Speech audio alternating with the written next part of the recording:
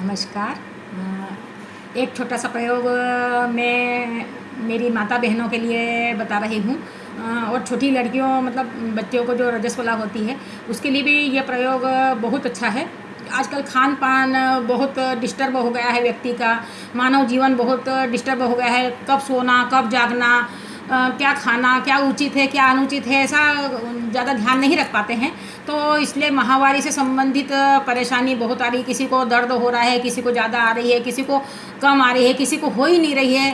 तो आज मैं उन मेरी बहनों के लिए ये प्रयोग बताऊंगी कि अगर 9 साल से कम की कन्या है और उसको कोई प्रॉब्लम आ रही है तो उसको एक नाड़ा लें और उसको तो आपको सीधे हाथ में बांधना है।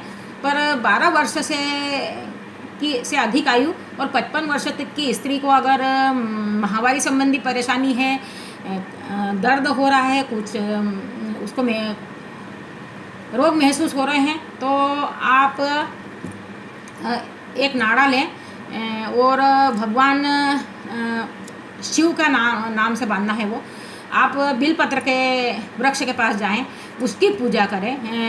वहाँ पर अपनी खुद अगर शिवलिंग वहाँ पर स्थापित है तो उसकी पूजा करें, वरना आप अपने घर से छोटी सी शिवलिंग ले जाएं और पीपल बिलपत्र के वृक्ष के नीचे उसको रखें। बिलपत्र को दूध और जल से सिंचित करें, घी का दीपक जलाएं, बिलपत्र के वृक्ष की पूजा करें, फिर शिव भगवान की पूजा करें।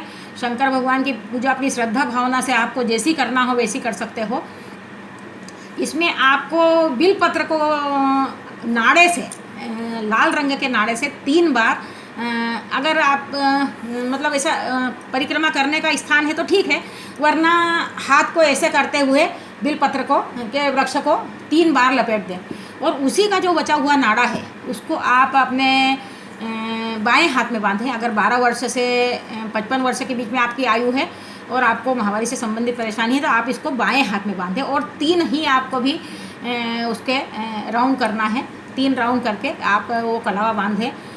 भगवान ने चाहा तो आपको मतलब बहुत जल्दी असर होता है, 27 दिन में इसका असर होता है। पर उसके साथ में अगर आप मंगलवार का एकासना करें और मंगलवार के दिन सबसे पहले मीठा पराठा खावें और उसके बाद में आप सारा भोजन करें, तो इससे तो आपको बिल्कुल तुरंत लाभ होगा। आपको समझ लो कि 2 मंगलवार या 1 मंगलवार के बाद भी लोगों को तो लाभ हुआ है, पर आप ये समझ लो कि आपको 15 दिन में लाभ निश्चित है। आपकी समस्याएं आधी तो रह जाएगी।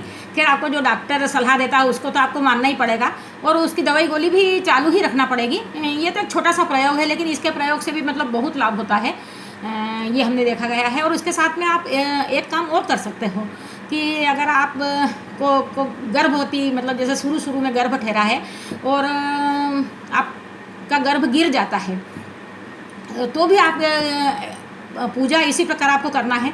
पर जो कलावा आपने हाथ में बांधा था 3 बार, ऐसा आपको कमर में बांधना है। उसी नाड़े को आप कमर में 3 बार बांधिए और शिव भगवान पर बिल्कुल विश्वास रखिए और मतलब ये समझ लो कि ये 100% काम करता है।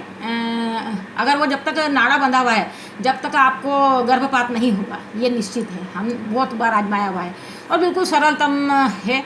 और कभी आप उस नाड़े का कटका रख के उस बच्चे को भी, होने वाले बच्चे को भी बांधेंगे तो उसको वो भी रोगों से दूर रहेगा। मतलब इतना ये सटीक आजमाया हुआ है। तो गर्भवती महिला भी इसका प्रयोग अवश्य करें। और मेरे को जैसे जैसे याद आता जाएगा वैसे वैसे मैं आपको बताती जाऊंगी। पर इसके साथ में ये भी मतलब आप ज़रूर करें, गर्भवती स्त्री को भी बहुत लाभ होता है। नमस्कार।